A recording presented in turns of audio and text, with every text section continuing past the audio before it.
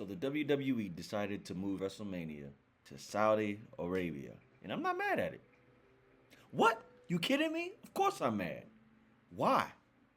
Everybody knows that the first place that they should have gone to overseas is London. But instead, we get Saudi Arabia. Really? TKO, I get it. Big company, UFC. They think they know everything about what and where these huge events should be taking place. But like I told plenty of people, the WWE is not the UFC. Especially with the performers. They go out there week after week after week. My problem with this is really for the women. Yeah, the women. Now, I know the women will probably be super excited because it's WrestleMania. But to have that vision tainted with it being in Saudi Arabia means that they have to dumb down their excitement just a little bit. Things are different over there. And if you don't know, you may want to go have a look.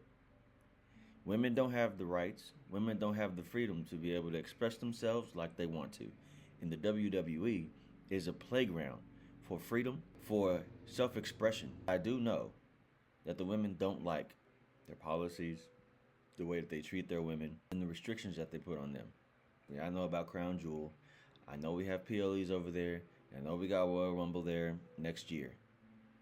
None of those are WrestleMania.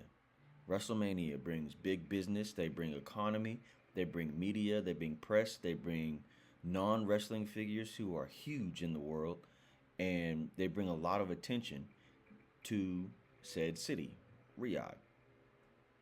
That's something that I personally believe that London should have gotten first.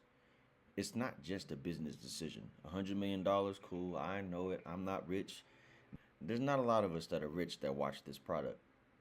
And so I know that TKO will probably be like, they don't understand. They don't have the amount of money that we do. This is a business move. We need to make this business move. It's $100 million. You can't leave that on the table. But like I was alluding to earlier, the WWE is a lot more than a business. They take pride in their performers. They take pride in their talent, their employees. When any situation comes to where they have to make their talent uncomfortable, they normally double check things like this. To announce a WrestleMania a year and a half ahead of time is already a red flag. That's money. And it wouldn't have happened under Vince, sorry to say. It wouldn't have happened under TKO when they first bought it. But now they've gotten comfortable. Now they're making decisions that they shouldn't be making. Those decisions should be laid upon the responsibilities of Paul, of Sean, of Mark, of Stephanie, of Dwayne. How much did they have to say about this decision? Was it the $100 million? Or was it the global appeal? Could have gotten that with somewhere else. You could have gotten that amount of money from Saudi Arabia in later years. Not now. Now was not the time. We just started going to Saudi Arabia a few years ago.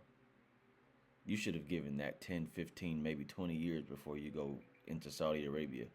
You need more PLEs. Maybe if they knock off the list of every PLE other than WrestleMania, maybe a couple of times, maybe a couple of SummerSlams, just so you can see what it's going to be like. Then you give them WrestleMania. But they've only had a few PLEs and one of them didn't even matter. Crown Jewel was specially made for Saudi Arabia. You don't give them the pinnacle of your entire business, the biggest event of the entire industry. It's more than just a money move. WrestleMania is a statement. It's more than just money. TKO doesn't know that. But we do. The talent does. But yet TKO made it happen anyway. I solely disagree with the move. I'm going to watch WrestleMania just like the rest of us. We're going to use our platforms to voice out our disgust. But at the end of the day, TKO is right. We're still going to watch. And unfortunately, there's nothing we can do about that.